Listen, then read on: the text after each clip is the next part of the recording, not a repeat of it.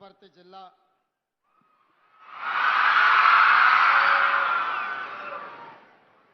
కొత్తకోట మున్సిపాలిటీలో ప్రభుత్వ ఉన్నత పాఠశాల ప్రారంభోత్సవాన్ని నిర్వహించి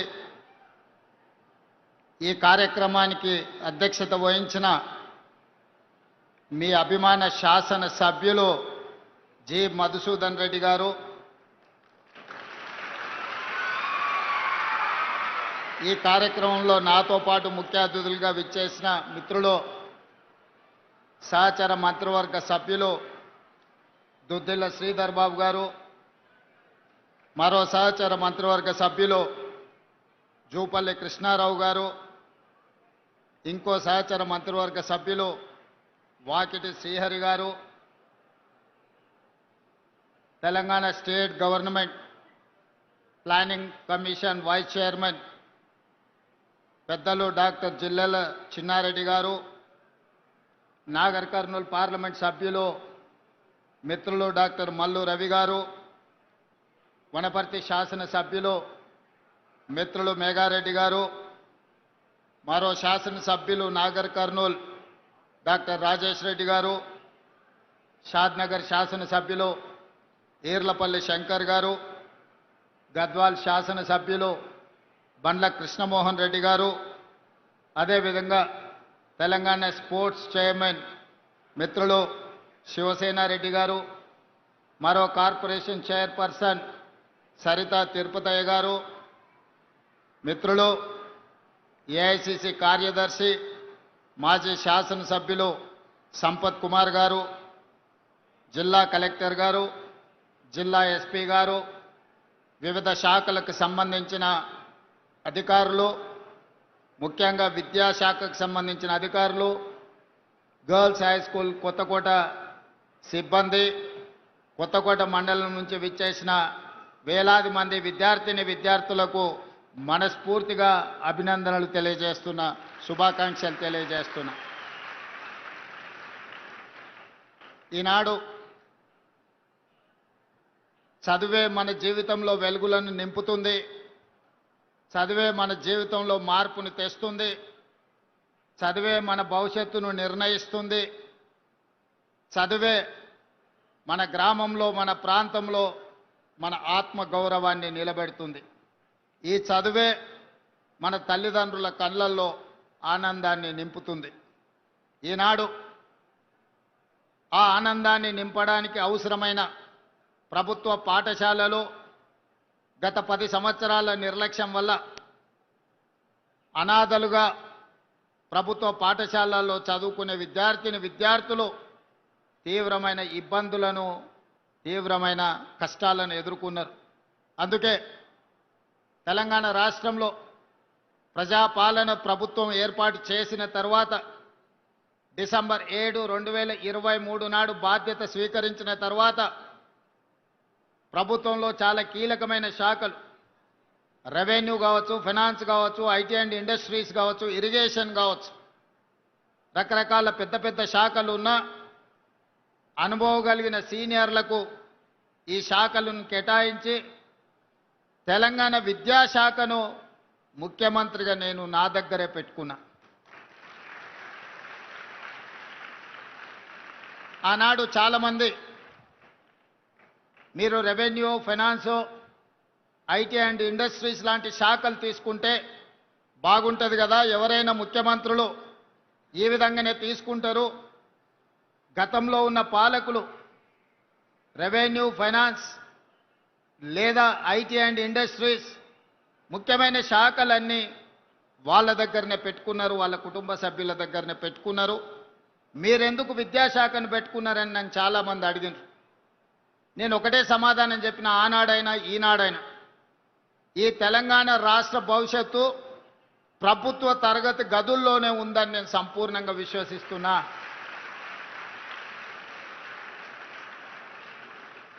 కొట్లాడి తెచ్చుకున్న తెలంగాణ, వందలాది మంది పిల్లలు త్యాగాలు చేసి తెచ్చుకున్న తెలంగాణ, ఎవరు ఫాలో చేయడం, అసమర్థులు పరిపాలనలో ఉండడం, శాశ్వతంగా ఈ తెలంగాణకు తీరని నష్టం చేకూరుస్తుంది. ఆనాడు తెలంగాణ ఉద్యమంలో రాజకీయ నాయకులు ప్రజాప్రతినిధులు ఆత్మ బలిదానాలు చేసుకోలేదు. రాజకీయ నాయకులు ప్రజాప్రతినిధులు ఆనాడు తెలంగాణ ఉద్యమంలో పాల్గొన్నప్పుడు తెలంగాణ రాష్ట్రాన్ని మనం సాధించలేదు. ఎప్పుడైతే తెలంగాణ విద్యార్థులు ఉస్మానియా కాకతీయ యూనివర్సిటీల విద్యార్థులు ఉద్యమ బాట పట్టినరో, తెలంగాణ నినాదాన్ని అందుకున్నారో, గల్లీ గల్లీలో జయ జయ తెలంగాణ నినాదాన్ని వినిపించినరో, ఆనాడే రాష్ట్ర కేంద్ర ప్రభుత్వాలు దిగివచ్చి తెలంగాణ రాష్ట్రానికి చట్టబద్ధత కల్పించి తెలంగాణ రాష్ట్రాన్ని ఏర్పాటు చేసింది. ఆ క్రమంలో ఒక ఈశాన్ రెడ్డి, ఒక యాదయ్య, ఒక కానిస్టేబుల్ కిష్టయ్య, మళ్ళీ తెలంగాణ ఉద్యమంలో మొట్టమొదటి ఆత్మ బలిదానం చేసుకున్న శ్రీకాంతాచారి, వీళ్ళందరి కన్న కలలు మీ భవిష్యత్తు బాగుండాలి, భవిష్యత్తులో మీరు డాక్టర్లు, లాయర్లు, ఇంజనీర్లుగా, ఐఏఎస్లు, ఐపీఎస్లై రాజ్యాలను ఏలాలి, ఈ ప్రభుత్వంలో మీరు భాగస్వాములు కావాలి, తెలంగాణ పునర్నిర్మాణంలో మీరు కీలకమైన బాధ్యత పోషించాలి అని ఆనాడు వాళ్ళు భావించారు. మరి ఆ త్యాగాలకు గుర్తింపుగా, ఆ త్యాగాలను గౌరవించడానికి అవసరమైన ప్రణాళికలు 10 సంవత్సరాల నాటి ప్రభుత్వం చేపట్టలేదు. ఉస్మానియా యూనివర్సిటీ 100 సంవత్సరాల శుభకార్యాన్ని కూడా ఆనాడు సరైన విధంగా జరుపుకోలేని పరిస్థితులు. యూనివర్సిటీలో ఉన్న మౌలిక వసతులే కాదు, గ్రామీణ ప్రాంతాలలో ఉండే సింగిల్ టీచర్స్ నుంచి ప్రభుత్వ పాఠశాలల వరకు, అంగన్వాడీ నుంచి మొదలు పెడితే ఎక్కడ చూసినా నిర్లక్ష్యం నిర్లక్ష్యం నిర్లక్ష్యం. ఈ నిర్లక్ష్యం పేదలకు విద్యను దూరం చేసి, పేదలకు విద్య ఎప్పుడైతే దూరమైందో వ్యసనాలకు బానిసలుగా మారి వ్యసన పరుల తెలంగాణగా మారే పరిస్థితులు దాపురించినాయి.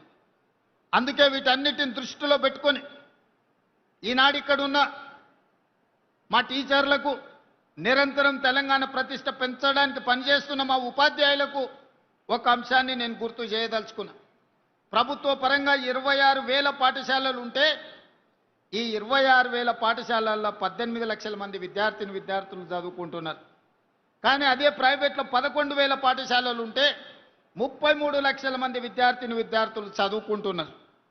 ఈరోజు మా ప్రభుత్వ పాఠశాలలో ఉన్న సిబ్బంది, ఉపాధ్యాయులకు ఉన్న అనుభవం కానీ, వాళ్ళకున్న అర్హత కానీ, వాళ్ళకున్న డిగ్రీలలో సగం కూడా ప్రైవేట్ పాఠశాలల్లో టీచర్లకు లేవు. కానీ మరి ఎందుకు పేదలు ప్రైవేట్ పాఠశాలల బాట పడుతున్నారు? ఎందుకు పేదలు ప్రభుత్వ పాఠశాలల్లో చేరడం లేదు అంటే, ప్రభుత్వం ఆ పాఠశాలల పట్ల నిర్లక్ష్యం వహించడం వల్ల, మౌలిక వసతులు లేకపోవడం వల్లనే. దానికి ఉదాహరణే కొత్తకోట బాలికల పాఠశాల. 2023 కంటే ముందు ఇక్కడున్న పరిస్థితులు 350 మంది స్టూడెంట్స్ చదువుకునే ఈ పాఠశాల హైవేలో ఉన్న కొత్తకోటలో, చైతన్యం ఉన్న కొత్తకోటలో కనీసం పిల్లలను చదివించడానికి తరగతులు గదులు లేకున్నా, గొప్ప గొప్ప నాయకులుగా చెప్పుకునే వాళ్ళు, ఇంటి పేరు నీళ్లను పెట్టుకున్నోళ్ళు, కానీ చదువుల గురించి ఒక్కసారి కూడా ఆలోచన చేయలే. ఇట్నుంచే 100 సార్లు వచ్చి ఉండొచ్చు, పోయి ఉండొచ్చు, కానీ ఏ ఒక్కరోజు కూడా ఈ ప్రభుత్వ బాలికల ఉన్న పాఠశాలలో తరగతి గదులు ఉన్నాయా, పేదోళ్ళ పిల్లలు ఎట్లా చదువుకుంటున్నారని ఆనాటి ప్రభుత్వం ఆలోచన చేయలే. కానీ మిత్రుడు మధుసూదన్ రెడ్డి ఎమ్మెల్యే కాకముందే ఇక్కడికి వచ్చి చూసి, ఎమ్మెల్యే అయిన తర్వాత బాధ్యతాయుతంగా ప్రభుత్వం వైపు నుంచి, ప్రైవేట్ వ్యక్తుల నుంచి సహకారం తీసుకొని ఈరోజు ఒక అద్భుతమైన పాఠశాల భవనాన్ని నిర్మించి ఇక్కడుండే సిబ్బందికి, ఇక్కడుండే చదువుకునే పిల్లలకు అందించండి. అందుకే నేను స్పష్టంగా విద్యాశాఖ నా దగ్గర పెట్టుకొని కార్పొరేట్ కాలేజీలతో పోటీ పడే విధంగా ఈరోజు తీర్చిదిద్దాలని ఒక శపథం తీసుకొని ఈరోజు నేను ప్రయత్నం చేస్తున్నా, పని చేస్తున్నా. కొంత సమయం పడుతుంది. 20-30 సంవత్సరాలు పేరుకపోయిన సమస్యలు 1-2 సంవత్సరాలనే పరిష్కారం అవుతాయని నేను భావిస్తలేను. కానీ ఆ దిశగా ప్రణాళికలు చేసుకోకపోతే ఇంకా 100 ఏళ్ళైనా కూడా ఈ సమస్యలకు పరిష్కారం దొరకదు. అందుకే ప్రభుత్వ పాఠశాలల మీద ప్రత్యేకంగా ఫోకస్ పెట్టిన. 16 సంవత్సరాలు మీ ప్రమోషన్లు రాలే, 10 సంవత్సరాలు మీ బదిలీలు జరగలేదు. 22,000 మంది టీచర్లకు ఒక్క కలం పోటీతో ప్రమోషన్లు ఇచ్చి 35,000 మంది టీచర్లను బదిలీ చేసి 317 జీవోలో చెదిరిపోయిన కుటుంబాలను ఒక దగ్గరికి చేర్చి మొదట చదువులు చెప్పే ఉపాధ్యాయుల యొక్క సమస్యలు పరిష్కరిస్తే వాళ్ళు ప్రశాంతంగా మనసు లగ్నం చేసి పేద పిల్లలకు చదువు చెప్తారన్న ఆలోచనతోటి మొదట టీచర్ల సమస్యలు పరిష్కరించిన. సామాన్యంగా ఒక కలెక్టర్ను ట్రాన్స్ఫర్ చేయడం అత్యంత సులువు, ఒక టీచర్ను బదిలీ చేయడం అత్యంత కఠినమైన సమస్య. ఎందుకంటే టీచర్లు చాలా చైతన్యం ఉండి రకరకాల లీగల్ లిటిగేషన్స్ సృష్టించగలిగిన తెలివితేటలు టీచర్లకు ఉన్నాయి, సంఘాలు బలంగా ఉన్నాయి. కానీ మేము చేసిన బదిలీలో, మేము ఇచ్చిన ప్రమోషన్లలో చిన్న లిటిగేషన్ లేకుండా 100% టీచర్లు ముందుకొచ్చి ఈ ప్రభుత్వం ఒక మంచి ఉద్దేశంతో ఈ చర్యలు చేపట్టింది, మేము సంపూర్ణంగా అండగా నిలబడ్డామని చెప్పి టీచర్లు వచ్చారు. ఈరోజు 1,00,000కు పైగా ఉన్న టీచర్లు, దాదాపుగా 30,000 కోట్ల రూపాయల బడ్జెట్ మన తెలంగాణ విద్యార్థుల యొక్క భవిష్యత్తు తీర్చిదిద్దడానికి నిరంతరం పనిచేస్తున్నారు. దీనికి మా టీచర్లు కష్టపడుతున్నారు. ఫలితాలు కూడా మనం చూసినాం. ఒకప్పుడు 29 రాష్ట్రాలు 7-8 యూనియన్ టెరిటరీల్లో విద్యాశాఖకు సంబంధించి కేంద్ర ప్రభుత్వం ఇచ్చే నివేదికల్లో తెలంగాణ రాష్ట్రం యొక్క స్థానము చివరన 35-36వ స్థానంలో ఉండే. పోయిన నెల కేంద్ర ప్రభుత్వం విడుదల చేసిన నివేదికలో ఇదే తెలంగాణ రాష్ట్ర ప్రభుత్వం ఇదే టీచర్లు చేసిన ప్రయత్నాల వల్ల 18వ స్థానానికి దాదాపుగా 18 స్థానాలు ఎదిగి ఈరోజు 18వ స్థానంలో తెలంగాణ రాష్ట్ర ప్రభుత్వం నిలబడ్డది అని అంటే ముఖ్యమంత్రిగా అది నా గొప్పతనం కాదు, మీరందరు కష్టపడి పనిచేసిండ్రు కాబట్టే ఈ టీచర్లు నిరంతరం బాధ్యతగా విధులు నిర్వహించిండ్రు కాబట్టే ఈరోజు తెలంగాణ రాష్ట్రానికి దేశంలో 18వ స్థానం వచ్చింది. కానీ దాంతో కూడా మీరు సంతృప్తి చెంది విశ్రాంతి తీసుకోకూడదు. మొదటి 2 స్థానాలలో 1వ స్థానమో 2వ స్థానంలో తెలంగాణ రాష్ట్రాన్ని నిలబెట్టే వరకు మా టీచర్లు నిరంతరం పనిచేయాల్సిందిగా మా టీచర్ సోదరిమణులకు నేను విజ్ఞప్తి చేస్తున్నాను. అదేవిధంగా ఈనాడు స్కిల్స్ అవసరం ఉన్నది. మీ అందరికీ తెలుసు, ఒకప్పుడు కంప్యూటర్ సాఫ్ట్వేర్ ఇంజనీర్ అయిందంటే భవిష్యత్తు బాగుంటుంది, అమెరికాకి వెళ్తాడు, డాలర్లు సంపాదిస్తాడు, మాకు ఉజ్వల భవిష్యత్తు ఉంటుందని. ఇవాళ అమెరికాలో ఆర్టిఫిషియల్ ఇంటెలిజెన్స్ టెక్నాలజీ విప్లవం వచ్చి ఉద్యోగాలు పోయి అమెరికాకి వెళ్ళిన పిల్లలు వెనక్కి వస్తుంటే తల్లిదండ్రులు దిగాలుతో కూర్చుంటున్నారు. మరి దీన్ని ఎదుర్కోవడానికి మనం సంసిద్ధత తయారు చేయాలి కదా. అందుకే ఈరోజు వైట్ కాలర్ జాబులు పోతుంటే బ్లూ కాలర్ జాబులు అందించాలి. బ్లూ కాలర్ జాబులు అంటే సాంకేతిక నైపుణ్యం, శిక్షణతో కూడుకున్న నైపుణ్యం. అందుకే ఐటీఐలను 1956లో ప్రారంభిస్తే ఆ రోజున్న సిలబసే ఈ రోజు వరకు నడిపించినాం. ఆనాడు డీజిల్ కారుకు మెకానిక్ అంబాసిడర్ కార్లు రిపేర్ చేసే అప్పుడు నేర్పించింది. మరి ఇవాళ పిల్లోడు అంబాసిడర్ కార్ రిపేర్ నేర్చుకుంటే అంబాసిడర్ కార్ ఎక్కడా లేదు, ఫామ్ హౌస్లో తప్ప. అక్కడికి ఆయన రానియడు, మనోడు రిపేర్ చేయడు. అది రిపేర్ చేసినా బాగుపడేటట్లేదు. అందుకే అంబాసిడర్ కార్లను రిపేర్ చేయడం కాదు, ఆడి BMW బెంజ్ కార్లు ఈవీ కార్లను ఏ విధంగా రిపేర్ చేయాలనో, దానికి బ్యాటరీలను ఎట్లా తయారు చేయాలనో, ఈవీ వెహికల్ని మనం రోడ్డు మీదకి తేవాలంటే బ్యాటరీ అంతంత కీలకం. ఇంతకుముందే అమరాజా బ్యాటరీస్ కంపెనీని మన జిల్లాలో మనం ప్రారంభించుకున్నాం. నైపుణ్యం పెరిగింది, దేశాల మీద పోటీ పెరిగింది. ఒకప్పుడు మనం అమెరికా వైపు చూసేటోళ్ళం. ఈరోజు మన ఉద్యోగ ఉపాధి అవకాశాలు German, Japan, south Korea, China లాంటి దేశాలల్లో పెద్ద పెద్ద ఉద్యోగాలు ఉన్నాయి. మన కాళ్ళ మీద మనం నిలబడే అవకాశాలు ఉన్నాయి. అందుకే మా టీచర్లకు అందరికి విజ్ఞప్తి చేస్తున్నా, పిల్లలకు జర్మన్, జపాన్ లాంగ్వేజ్ నేర్పండి, సౌత్ కొరియన్ లాంగ్వేజ్ నేర్పండి. బేసిక్స్ వస్తే కూడా నెలకు 2 లక్షల రూపాయలు సంపాదించుకునే పరిస్థితి ఈరోజు ఉన్నది. ఒకప్పుడు మీరందరూ చూసిండ్రు, ఐఏఎస్లు, ఐపీఎస్లు విదేశాలకు పోయేటోళ్ళు స్టడీ టూర్ అని. ఈసారి టీచర్లను విదేశాలకు పంపించడం, అక్కడున్న విద్యా వ్యవస్థను స్టడీ చేసి పిల్లలకు మంచి విద్యను అందించడానికి. పోయిన సంవత్సరం నాకు తెలిసి 50 మంది టీచర్లను విదేశాలకు పంపించి స్టడీ చేయించినాం. ఈసారి 150 మంది టీచర్లను ఈసారి మనం పంపిస్తున్నాం. ఒకప్పుడు ఐఏఎస్లు మాత్రమే విదేశాలకు వెళ్తే ఈరోజు మా టీచర్లను ఈరోజు సింగపూర్, సౌత్ కొరియా, ఫిన్లాండ్ లాంటి దేశాలలో ఎక్కడైతే విద్య అద్భుతంగా పేదలకు అందిస్తుందో ఆ రాష్ట్రాలకు టీచర్లను పంపిస్తున్నాం. స్టేట్ ఫార్మేషన్ డే రోజు బెస్ట్ పర్ఫార్మ్డ్ టీచర్లకు అవార్డ్స్ ఇవ్వాలని ఈరోజు నిర్ణయించుకున్నాం. అదేవిధంగా పాఠశాలల్లో చదువుకునే పిల్లలకు ఒకప్పుడు బట్టలు ఎప్పుడో లేకపోతే చెప్పులు ఎట్లుండేటివో తెలియని పరిస్థితులు. ఈరోజు తెలంగాణ ఎడ్యుకేషన్ కిట్ పేరు మీద 9 వస్తువులతోని స్కూల్ బ్యాగ్, స్పోర్ట్స్ డ్రెస్, 2 జతల బట్టలు అన్ని రకాల ఇవ్వాలి అని ఈరోజు ప్రభుత్వం నిర్ణయం తీసుకుంది.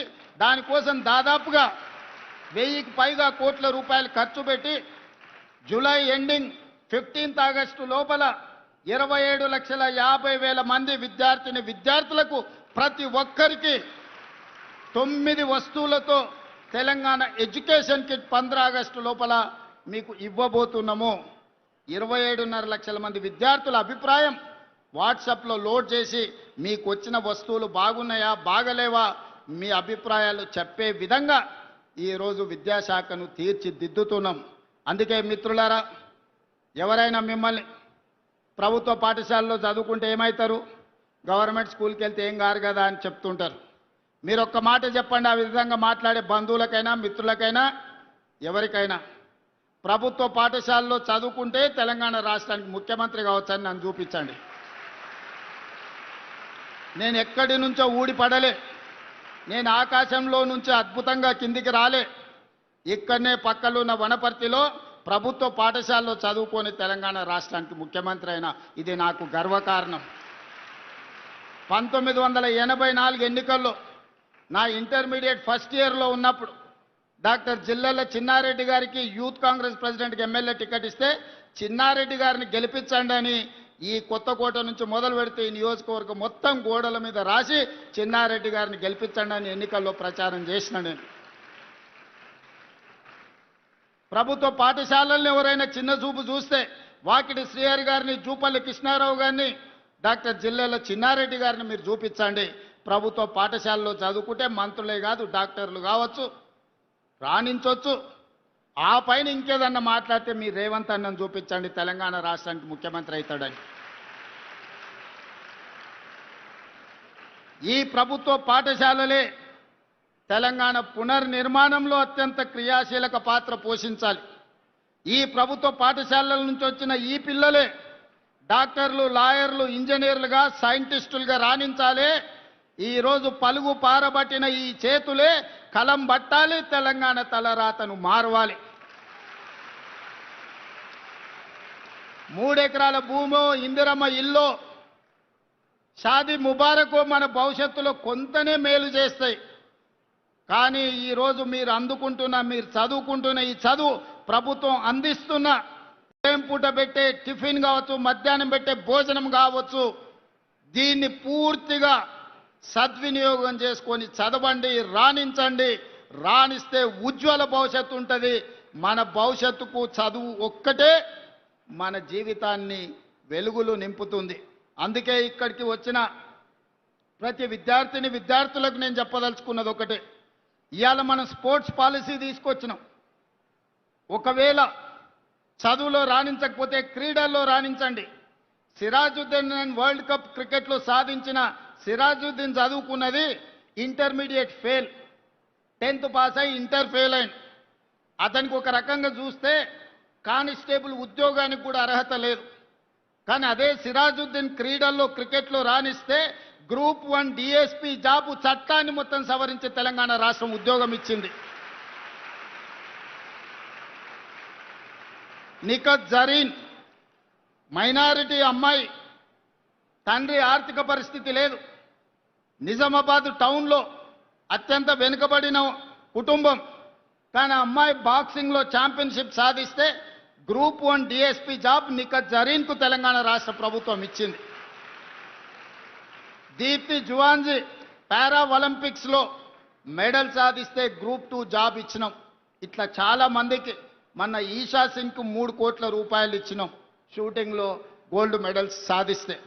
అందుకే గ్రామీణ ప్రాంతాలలో ఉన్న మట్టిలో మాణిక్యాలను క్రీడాకారులుగా రాణించండి. చదువులో రాణిస్తే సరే సరి, చదువు లేకపోతే మైదానాలలో పోటీ పడండి, క్రీడల్లో రాణించండి. మీ భవిష్యత్తుకు నాది హామీ. మిమ్మల్ని తీర్చిదిద్ది మిమ్మల్ని ఉన్నత మార్గాన నడిపించే బాధ్యత తెలంగాణ రాష్ట్ర ప్రభుత్వం తీసుకుంటుంది. ఈ జిల్లాలో మనం IIIT ఇచ్చుకున్నాం, ఈ జిల్లాలో ఇంజనీరింగ్ కాలేజ్ ఇచ్చుకున్నాం, ఈ జిల్లాలో 14 యంగ్ ఇండియా ఇంటిగ్రేటెడ్ స్కూల్స్ ఇచ్చినాం, ఈ జిల్లాలో 14 Telangana residential school, Telangana high స్కూల్స్ని ఇచ్చుకున్నాం. నర్సరీ టు 12th క్లాస్ వరకు బ్రేక్ఫాస్ట్ లంచ్తో పాటు ఒక మోడల్ తెలంగాణలో ఈరోజు ఎడ్యుకేషన్ పాలసీనే మనము ఈరోజు నిర్వహించుకుంటున్నాం. అందుకే మిత్రులారా, విద్యాశాఖ నా దగ్గరనే ఉంది. ఈనాడు ఒక విద్యార్థి మీద రాష్ట్ర ప్రభుత్వం పెడుతున్న ఖర్చు 1,08,000 రూపాయలు. ఇక్కడున్న విద్యార్థులకు ఎవరికి తెలియదు. ఒక్కొక్క విద్యార్థిని మీద ఇక్కడ కూర్చున్న ఆడపిల్లల మీద రాష్ట్ర ప్రభుత్వం పెడుతున్న ఖర్చు సంవత్సరానికి 1,08,000 రూపాయలు ఈరోజు మీ మీద ఖర్చు పెడుతుంది రాష్ట్ర ప్రభుత్వం. మరి ప్రభుత్వం ఇంత పెద్ద ఎత్తున మీకోసం నిధులు కేటాయించి మౌలిక వసతులను అందించి మిమ్మల్ని చదివిస్తున్నప్పుడు మీరు జీవితంలో పైకి రావాలి. మీ తల్లిదండ్రులు మీ పెళ్లి చేయాలంటే మీరు బాగా చదువుకుంటే కట్లని లేని పెళ్లిళ్ళు అయితే మా చెల్లెలకు అందరికీ నేను చెప్తున్నా. మీరు బాగా చదువుకోకపోతే మీ తల్లిదండ్రులు ఉన్న దగ్గర భూమి అంతా అమ్మాల్సి వస్తుంది, బంగారం అంతా మీ అత్తగారింటికి ఇవ్వాల్సి వస్తుంది. కానీ అదే మీరు బాగా చదువుకొని మంచి ఉద్యోగం సాధిస్తే, జీవితంలో పైకి వస్తే ఎదురు కట్నం ఇచ్చి పెళ్లి చేసుకునే రోజులు వస్తాయి. అందుకే మనం జీవితంలో మంచి ఉన్నత స్థానానికి చేరాలి అని అంటే బాగా చదువుకోండి. నాకు ఈ ప్రాంతం మీద ప్రత్యేకమైన అభిమానం ఉంది. ఎందుకంటే పాఠశాల వయసులో ఇక్కడనే నేను పెరిగిన ఈ ప్రాంతంతో నాకు ప్రత్యేకమైన అనుబంధం ఉంది. ఈ ప్రాంతం అభివృద్ధి కోసం అన్ని రకాలుగా నేను సహకరిస్తా.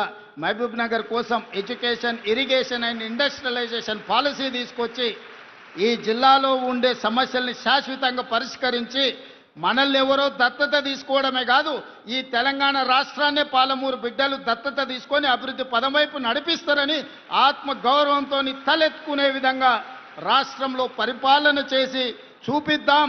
పాలమూరు బిడ్డలు తట్టపని, పారపని, మట్టి పనికే కాదు, పరిపాలన చేయడానికి కూడా ఆరితేరిన వాళ్ళు ఈ జిల్లాలో ఉన్నారని నిరూపించుకుందామని తెలియజేస్తూ మీ అందరి దగ్గర సెలవు తీసుకుంటున్న ధన్యవాదాలు మిత్రులారా.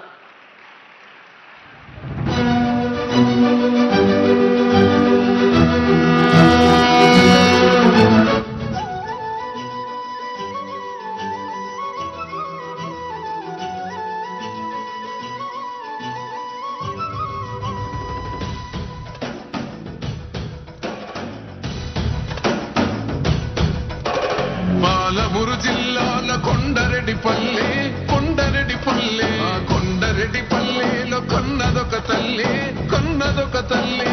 పాలమూరు జిల్లాల కొండరెడ్డిపల్లె, కొండరెడ్డిపల్లె, కొండరెడ్డిపల్లెలో కొన్నదొక తల్లి, కొన్నదొక తల్లి.